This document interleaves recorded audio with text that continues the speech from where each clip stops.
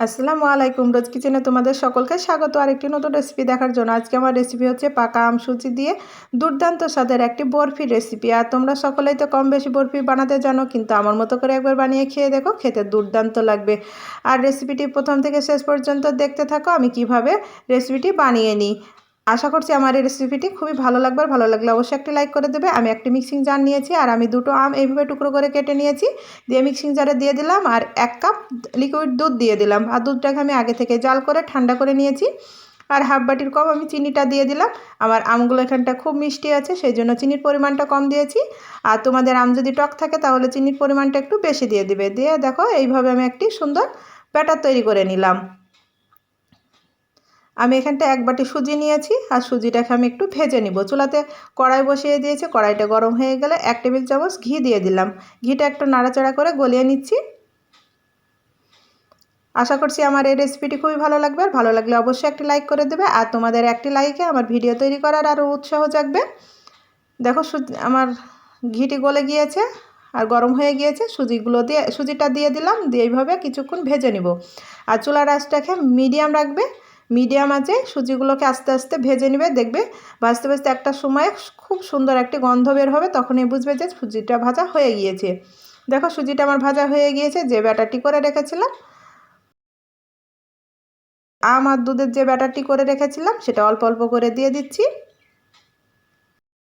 একসঙ্গে দিয়ে দিবে না, তাহলে সুজির খামিরটি পাতলা হয়ে যাবে। অল্প অল্প করে দিয়ে দিবে আর এইভাবে নাড়বে, দেখবে খুব সুন্দরভাবে হয়ে যাবে। আমের সিজনে এইভাবে আম দিয়ে অবশ্যই একবার বাড়িতে এই বরফিটা বানিয়ে খেয়ে দেখো, খেতে দুর্দান্ত লাগবে। আর খুব বেশি দিন আম থাকে না, 2 থেকে 3 মাস আম থাকে। এই সময়ের মধ্যে মিষ্টি খাবার অনেক রকমের হয়, তোমরা বানিয়ে খেয়ে দেখো। অল্প একটু লবণ দিয়ে দিলাম স্বাদের জন্য। লবণটা যদি তোমাদের মিষ্টিতে খেতে পছন্দ না হয় তাহলে তোমরা স্কিপ করবে। দিয়ে এইভাবে নাড়তে থাকবো।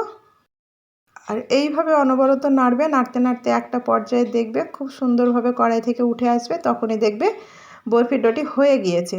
আমি এখানটায় হাফ চামচের একটু কম এলাচ গুঁড়ো দিয়ে দিলাম ফ্লেভারের জন্য। তোমাদের এলাচ গুঁড়োটা যদি না পছন্দ হয় তাহলে তোমরা দিবে না। এই পর্যায়ে আমি 1 টেবিল চামচ আবারও ঘি দিয়ে দিলাম। ঘিটা দিলে কড়াই থেকে খুব সুন্দরভাবে উঠে আসবে। দেখো বন্ধুরা আমার হয়ে এসেছে আর কড়াই থেকে দেখো উঠে আসতে। আমি একটি থালা নিয়েছি আর থালাতে কিছুটা ঘি মাখিয়ে নিয়েছি, দিয়ে আমি থালাতে ঢেলে দিলাম। দিয়ে এইভাবে চাসনা দিয়ে একটু গোল করে শেপ করে নিচ্ছি। তোমাদের পছন্দ মতো তোমরা করে নিবে। আশা করছি আমার এই বরফির রেসিপিটি খুবই ভালো লাগবে। ভালো লাগলে অবশ্যই একটি লাইক করে দেবে। আমার চ্যানেলে নতুন হয়ে থাকলে চ্যানেলটিকে সাবস্ক্রাইব করে দেবে। আর পাশে থাকা বেল আইকনটা অন করে রাখবে, যখন এরকম নিত্য নতুন ভিডিও দেবো সবার আগে তোমাদের কাছে নোটিফিকেশনটা পৌঁছে যাবে। আমি কিছুটা কাঠবাদাম এইভাবে লম্বা করে কেটে দিয়ে দিচ্ছি, আর দেখতে সুন্দর লাগবে সেই জন্য। দিয়ে আমি 4 থেকে 5 ঘন্টা ফ্রিজে রেখে দেব সেট হওয়ার জন্য।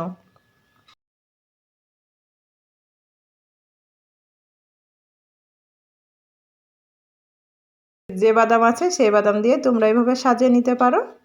দেখো আমি কেটে নিচ্ছি আর দেখতেও কতটা সুন্দর লাগছে। তোমরা এইভাবে একবার বাড়িতে বানিয়ে খেয়ে দেখো, খেতে দুর্দান্ত লাগবে।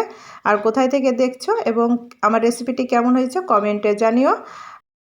আজ এই পর্যন্ত, আবারও কোনো নতুন রেসিপি নিয়ে আসবো। ভালো থাকবে, সুস্থ থাকবে। পুরো রেসিপিটি দেখার জন্য অসংখ্য ধন্যবাদ।